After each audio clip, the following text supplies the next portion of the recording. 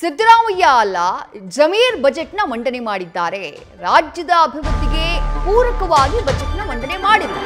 Siddaramaiah budget ಬಡವರಿಗೆ ಯುವಕರಿಗಾಗಿ ಅಲ್ಲ, Muslim ಮಹಿಳೆಯರಿಗೆ ಸೆಲ್ಫ್ ಡಿಫೆನ್ಸ್ಗಾಗಿ ಹಣವನ್ನ ಮೀಸಲಿಟ್ಟಿದ್ದಾರೆ. ಹಿಂದೂ ಮಹಿಳೆಯರು ಸಿಎಂ ಸಿದ್ದರಾಮಯ್ಯ ಅವರಿಗೆ ಕಣ್ಣಿಗೆ ಕಾಣಿಸ್ತಿಲ್ವಾ ಅಂತ ಹೇಳಿ ಬಿಜೆಪಿ ರಾಜ್ಯಾಧ್ಯಕ್ಷ ಬಿವೈ ವಿಜಯೇಂದ್ರ ಪ್ರಶ್ನೆ ಮಾಡಿದ್ದಾರೆ. ಜೊತೆಗೆ ಸಿದ್ದರಾಮಯ್ಯ ಅವರು ಈ ಮಟ್ಟಕ್ಕಿಳಿತಾರೆ ಅಂತ ಗೊತ್ತಿರಲಿಲ್ಲ ಅಂತಾನು ಹೇಳಿಕೆಯನ್ನ ಕೊಟ್ಟಿದ್ದಾರೆ.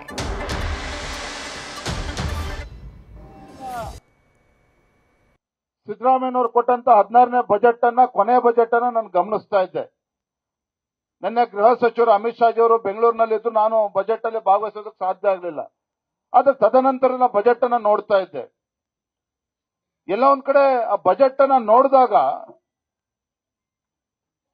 ಈ ರಾಜ್ಯದ ಹಣಕಾಸಿನ ಸಚಿವರು ಸಿದ್ದರಾಮಯ್ಯನವರ ಬಜೆಟ್ ಅನ್ನ ಮಂಡನೆ ಮಾಡಿದ್ದಾರೋ ಅಥವಾ ಜಮೀರ್ ಅಹಮದ್ ಅವರು ಆ ಬಜೆಟ್ ಅನ್ನ ಮಂಡನೆ ಮಾಡಿದ್ದಾರೋ ಅನ್ನೋ ಭಾವನೆ ನನಗಷ್ಟೇ ಅಲ್ಲ, ಈ ರಾಜ್ಯದಲ್ಲಿರ್ತಕ್ಕಂಥ ಪ್ರತಿಯೊಬ್ಬ ಹಿಂದೂಗಳಿಗೂ ಕೂಡ ಅನ್ಸಿರ್ತಕ್ಕಂಥದ್ದು ಸತ್ಯ.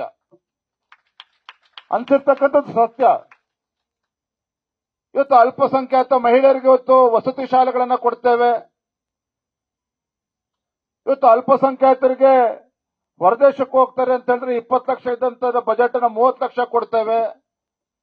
ನಾನಿವತ್ತು ಅಂತಾರಾಷ್ಟ್ರೀಯ ಮಹಿಳಾ ದಿನಾಚರಣೆ ಅಂಗವಾಗಿ ಈ ನಾಡಿನ ಮುಖ್ಯಮಂತ್ರಿಗಳಿಗೆ ವೇದಿಕೆ ಮೂಲಕ ನಾನು ಕೇಳೋದಕ್ಕೆ ಇಚ್ಛೆ ಪಡ್ತೇನೆ. ಯಾಕೆ ಸಿದ್ದರಾಮಯ್ಯನವರೇ, ನಮ್ಮ ಹಿಂದೂಗಳಲ್ಲಿ ಇರ್ತಕ್ಕಂಥ ಮಹಿಳೆಯರು ಅವರು ಯೋಗ್ಯರಲ್ವಾಗಾದ್ರೆ ನಿಮ್ಮ ಯೋಜನೆಗಳಿಗೆ?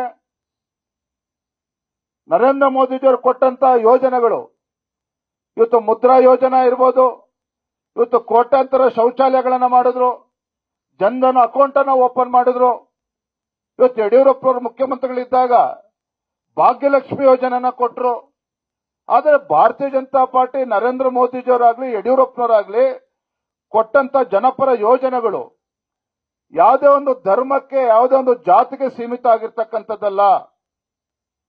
ಈ ನಾಡಿನಲ್ಲಿರ್ತಕ್ಕಂಥ ಈ ದೇಶದಲ್ಲಿರ್ತಕ್ಕಂಥ ಎಲ್ಲ ಸಮುದಾಯ, ಎಲ್ಲ ವರ್ಗ, ಎಲ್ಲ ಧರ್ಮೀಯರಿಗೂ ಕೂಡ. ಯಾಕೆ ಭಾಗ್ಯಲಕ್ಷ್ಮಿ ಯೋಜನೆ ಅಲ್ಪಸಂಖ್ಯಾತರು ಇವತ್ತು ಉಪಯೋಗಿಸ್ಕೊಂಡಿಲ್ವಾಗಾದ್ರೆ?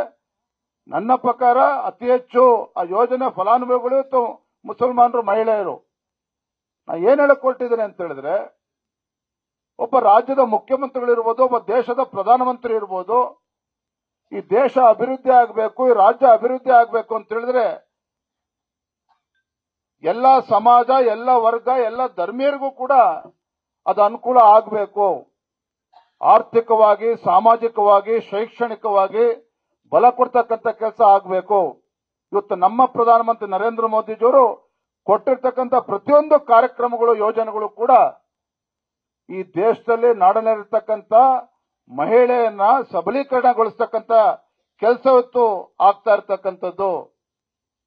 ಆದ್ರೆ ದುರಂತ ಅಂತ ಹೇಳಿದ್ರೆ, ಸಿದ್ದರಾಮಯ್ಯಂತ ಮುಖ್ಯಮಂತ್ರಿಗಳು 16 ಬಜೆಟ್ ಅನ್ನ ಮಂಡನೆ ಮಾಡ್ತೇನೆ ಅಂತ ಹೇಳಿ ಇನ್ನು ಕೊನೆ ಬಜೆಟ್ ಅನ್ನ ಮಂಡನೆ ಮಾಡಿದ್ದಾರೆ. ನಿಜವಾಗ್ಲೂ ಕೂಡ ಈ ರಾಜ್ಯದ ಅಭಿವೃದ್ಧಿಗೆ ಪೂರಕವಾಗಿರ್ತಕ್ಕಂಥ ಬಜೆಟ್ ಖಂಡಿತ ಅಲ್ಲ. ನ್ಯೂಸ್ ಫಸ್ಟ್ ನಿರ್ಭೀತಿಯಿಂದ ನಿಮ್ಮ ಪರವಾಗಿ.